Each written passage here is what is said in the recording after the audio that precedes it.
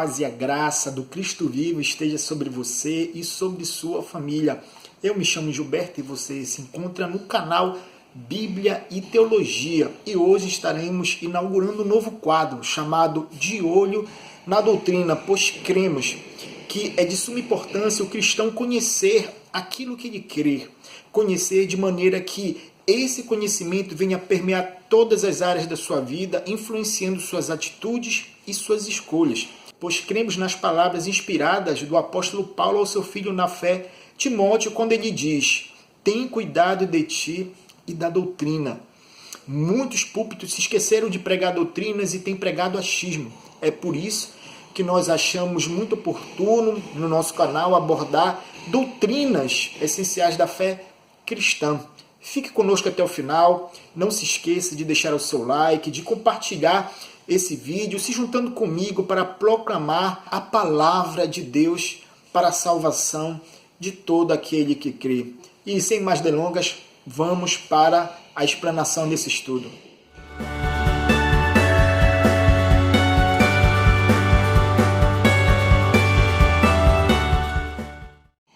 Eu quero ler um texto com você que se encontra na carta de Paulo aos Romanos, capítulo 5, versículo 1, que diz assim: justificados, pois, mediante a fé, temos paz com Deus por meio de nosso Senhor Jesus Cristo. A doutrina que eu quero falar um pouco com você hoje é chamada justificação. A doutrina da justificação. Eu não preciso trabalhar no IBGE para saber que em muitos púlpitos, em muitos lugares que se chamam igrejas, essa doutrina se encontra quase desaparecida. Certamente, se a gente chegasse e perguntasse para a maioria dos cristãos, para a pessoa definir o que significa justificação, poucas pessoas teriam a capacidade de explicar biblicamente o significado dessa palavra, o significado dessa doutrina. Mas o que é justificação? A gente pode encontrar termos, palavras que implicam também essa doutrina. Palavras como imputar, atribuir, considerar ou até mesmo perdoar. Primeiramente, antes da gente expor o que significa propriamente dito justificação, a gente tem que também dizer o que não é justificação. Justificação não é regeneração. Regeneração é um ato soberano, sobrenatural de Deus através do seu Espírito Santo dentro de nós, dentro do homem. É uma obra interior, o qual Deus regenera a sua vontade, regenera a sua alma para que essa pessoa esteja perfeitamente habilitada para corresponder ou para responder o chamado de Deus para a sua salvação. Ou seja, é uma obra interna, sobrenatural do Espírito Santo na alma do pecador perdido. A justificação, diferente da regeneração, é um ato também soberano de Deus, mas não interior, sim exterior. Enquanto a regeneração é uma obra interna, renovando, restaurando a alma do homem, a justificação é uma obra externa, a qual muda a posição do homem diante de Deus, de como Deus olha, de como Deus vê esse homem diante de si. Justificação também não é santificação. Eu já vi muitos irmãos confundindo, pensando que santificação e justificação são sinônimos. Apesar que na obra da salvação as duas estejam ali em harmonia, são duas doutrinas diferentes. A santificação é um processo, é uma caminhada de crescimento em santidade até a volta de Cristo. Enquanto o cristão viver nesta vida, ele estará em um processo, uma caminhada de santificação. E essa santificação só acaba ou com a morte do cristão ou com a vinda de Cristo. Já a justificação, comparado à santificação, ela não é um processo. É um ato único, é um ato definitivo de Deus que considera o pecador justo aos seus olhos. Agora eu quero trazer algumas definições de teólogos a respeito da doutrina da justificação.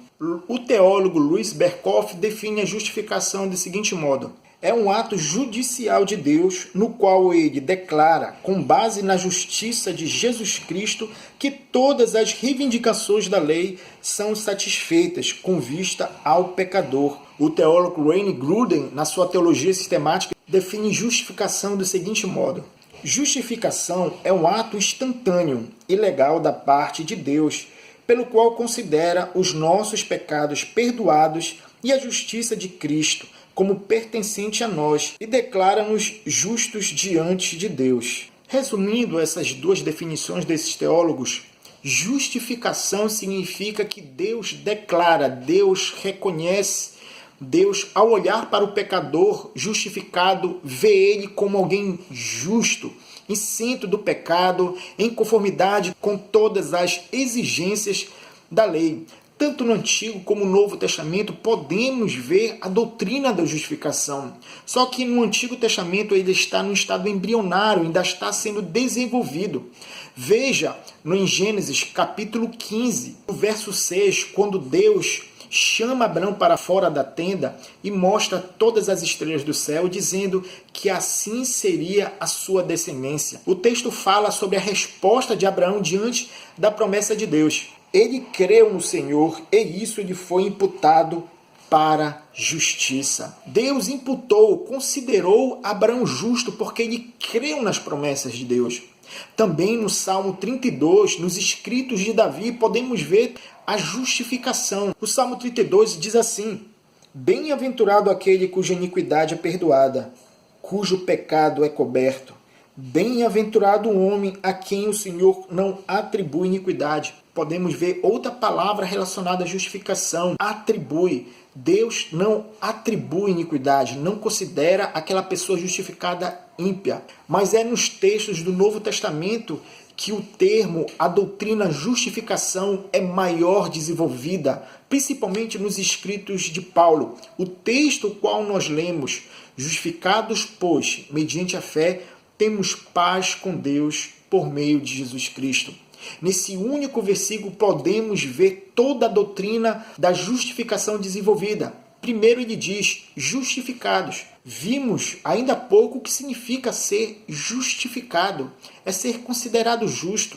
É Deus considerando o pecador justo. Mas como isso se dá?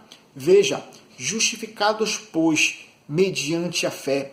A fé é o ato instrumental pelo qual o homem é justificado. Lemos lá no capítulo 15 de Gênesis que Abraão foi justificado. Como? Ele creu em Deus. Ele creu na promessa de Deus. É pela fé que o pecador é justificado. Não é essa fé que muitas pessoas dizem, eu tenho fé. É a fé que agrada a Deus. É aquela fé que está em harmonia com as nossas atitudes. É aquela fé que nos leva a viver em conformidade com a palavra de Deus. A Bíblia nos diz, sem fé é impossível agradar a Deus. Veja o que a Bíblia diz lá no capítulo 3 de Romanos. O verso 21 e 22 diz assim: mas agora, sem a lei, se manifestou a justiça de Deus, testemunhada pela lei e pelos profetas.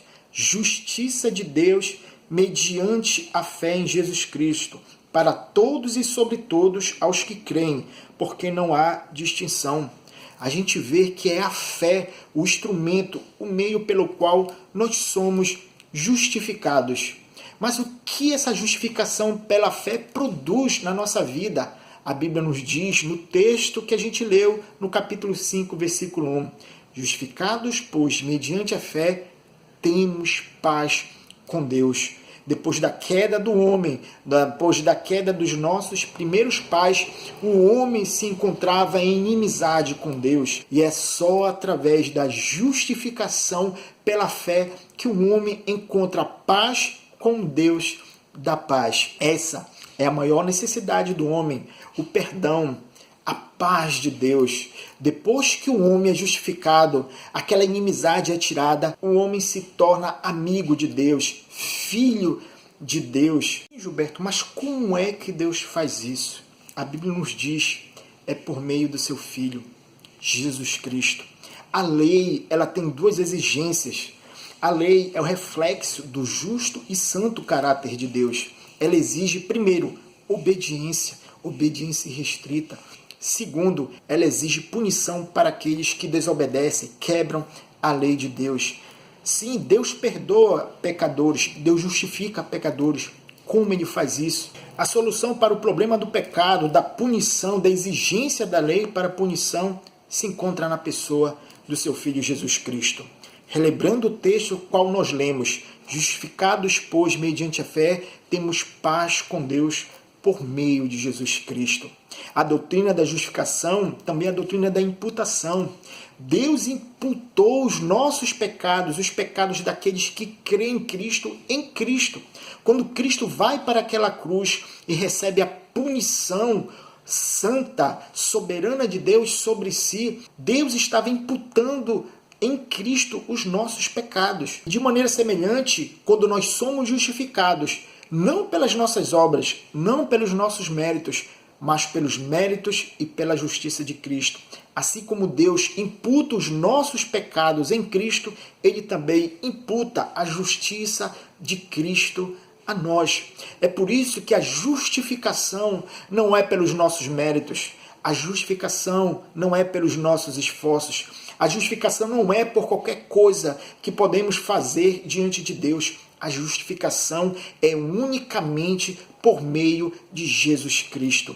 Veja o que Paulo fala aos crentes, aos cristãos da igreja de Éfeso, no capítulo 2, a partir do versículo 13. Mas agora em Cristo Jesus, vós, que antes estáveis longe, fostes aproximados pelo sangue de Cristo, porque Ele é a nossa paz, o qual de ambos fez um, tendo derrubado a parede da separação que estava no meio, a inimizade. Aboliu na sua carne a lei dos mandamentos, na forma de ordenanças, para que dos dois criasse em si mesmo um novo homem, fazendo a paz, e reconciliasse ambos em um só corpo com Deus por intermédio da cruz, destruindo por ela a inimizade. Então podemos ver que a justificação pela fé que nos traz a paz, um relacionamento perfeito e íntimo com Deus, é unicamente através de Cristo. Na sua cruz, quando Ele leva os nossos pecados, Cristo nos reconcilia, destruindo a inimizade que anteriormente tínhamos com Deus, trazendo agora um relacionamento gracioso de pai e filhos por adoção. Cristo é o meio, é unicamente por meio de sua cruz que nós somos reconciliados, que nós somos justificados. Quando Deus olha para um cristão que verdadeiramente se converteu e crê em Cristo, Ele não vê mais como alguém que merece condenação, mas vê alguém justo. Veja a alegria, a retumbante confissão de Paulo em Romanos 8, versículo 1. Agora, pois, já nenhuma condenação há para os que estão em Cristo Jesus. Paulo brada essa confissão. Não há mais condenação, não há mais medo de perdição, não há mais medo de ira, de condenação eterna. Por quê? Porque Cristo nos justificou. Se você é um cristão verdadeiramente nascido de novo e vive em compatibilidade com a palavra de Deus, creia, você é um justificado. Não há nenhuma condenação para você e nem para mim e nem para aquele que verdadeiramente crê em Cristo. Bendito seja Deus por essa doutrina solene tão negligenciada nos dias de hoje. E por fim, eu quero trazer mais um texto de Paulo, também na carta de Romanos, essa carta bendita e maravilhosa, que explana de uma maneira tão profunda essa doutrina solene. No capítulo 8, já acabando, ele diz: quem tentará acusação contra os eleitos de Deus? É Deus quem os justifica. Quem os condenará? É Cristo Jesus que morreu, ou antes, quem ressuscitou, o qual está à direita de Deus e também intercede por nós. Paulo, no capítulo 4 de Romanos, no último versículo desse capítulo, ele diz: o qual foi entregue por causa das nossas transgressões e ressuscitou por causa da nossa justificação. Eu espero que você tenha entendido pelo menos um pouco essa doutrina e como ela é importante, para que possamos viver uma vida de gratidão, de louvor, de glorificação a esse Deus que justifica, que perdoa pecadores por causa do seu Filho. Muito obrigado por você ter ficado até esse momento conosco. Que Deus te abençoe. E se você ainda não tem Cristo na sua vida, quem sabe você tem uma religião, mas não tem Cristo, se arrependa dos seus pecados. Creia unicamente em Cristo e em seu sacrifício para que você venha ser verdadeiramente justificado e possa dizer que nenhuma condenação há para aqueles que estão em Cristo Jesus. Não se esqueça de deixar o seu like, de compartilhar esse vídeo, porque fazendo isso você vai estar contribuindo para o avanço também do Evangelho e da Palavra de Deus. Que você tenha uma semana abençoada, fique na paz de Cristo. Amém.